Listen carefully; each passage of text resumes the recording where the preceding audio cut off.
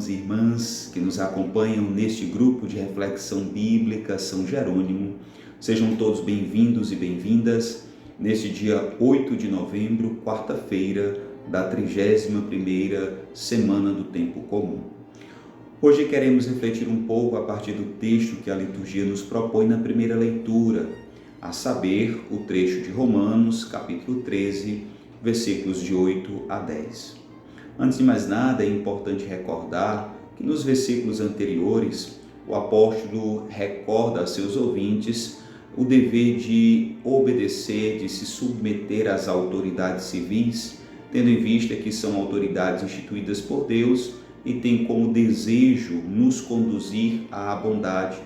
E por isso o apóstolo deixa muito claro que devemos devolver a cada um de acordo com aquilo que lhe é de direito, a taxa, o imposto a quem diz respeito, a veneração, a honra a quem diz respeito. De certa forma, acaba lembrando um pouco aquele dito de Jesus: dai a César o que é de César e a Deus o que é de Deus, nos fazendo perceber então que há essa necessidade de fato de que a nossa vida seja coerente com aquilo tanto social quanto cultural, poderíamos dizer assim. Olhando especificamente para os versículos 8 a 10, nós vamos encontrar o apóstolo recordando aos seus ouvintes a necessidade e, sobretudo, a realidade do amor como vivência necessária. Inclusive, vale muito a pena ressaltar aquilo que ele diz, que a única dívida realmente aceitável entre os cristãos deve ser o amor mútuo. É isso que nós devemos de fato uns aos outros. Um amor que não é apenas romântico, idealista, teórico, mas um amor concreto. Um amor de quem se esvazia, de quem encontra Deus no próximo e quer ser reflexo de Deus também no próximo. De forma muito clara, ele vai recordar que essa é basicamente a síntese da lei. Que de fato tudo aquilo que nós fazemos deve ser reflexo desse amor ao próximo, recordando inclusive aquele preceito básico de Levítico 19:18 do amor ao próximo como a si mesmo. Pouco depois, lá no Evangelho de Lucas, no texto posterior, nós vamos recobrar e entender que esse próximo não é, na verdade, um elemento passível que espera ansioso o nosso amor, mas somos nós que nos aproximamos daquele que é necessitado. Na parábola do bom samaritano vamos perceber isso. Quem é meu próximo? É alguém do meu segmento social? É alguém da minha mesma religião? É alguém que comunga das mesmas ideologias que eu? Não. O próximo é toda e qualquer pessoa que tem a necessidade. E aí nós, enquanto cristãos, precisamos entender que de fato a nossa vocação é amar, independentemente de quem seja. Trazendo ainda o bom samaritano, nós vamos encontrar alguém que antes de qualquer coisa, antes mesmo de avistar aquele sofredor, ele se aproxima, ele se compadece, ele enche-se de empatia. E acredito que mais do que nunca, essa realidade se torna extremamente profética nos nossos dias de hoje. Vivemos em uma sociedade marcada pela indiferença para com o sofrimento com o outro. Vivemos em uma sociedade que muitas vezes está numa letargia, numa inércia diante do outro, cada vez mais voltada para si, cada vez mais egoísta, egolátrica.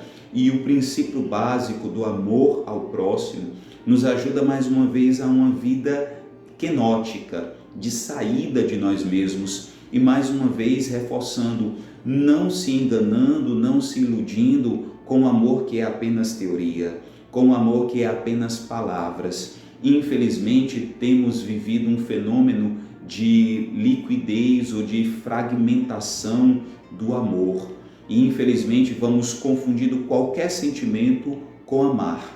Mas nós precisamos recobrar o amor que nos é exigido por Cristo, que é o amor ágape, o amor esvaziado, o amor sem interesse, o amor oblativo, o amor que ama o outro por aquilo que ele é e não simplesmente por aquilo que ele tem ou nos oferece. mais do que nunca, precisamos reaprender com Cristo o que significa amar, não apenas com palavras, não apenas de boca, mas amar na concretude, no cuidado, na justiça, no direito, na vivência daqueles valores básicos que são alinhados com o Evangelho.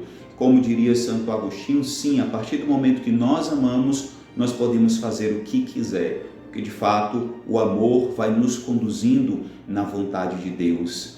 Celebrando este dia, que nós possamos encontrar no amor, de fato, como nos diz o nosso catecismo, a alma da santidade. A santidade que nada mais é do que o desejo real, concreto, de fazer a vontade de Deus no nosso dia a dia. E essa vontade se concretiza no amor a Deus e ao próximo.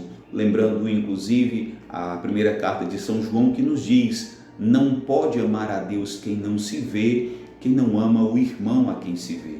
O irmão, de fato, é mediação para o nosso amor a Deus.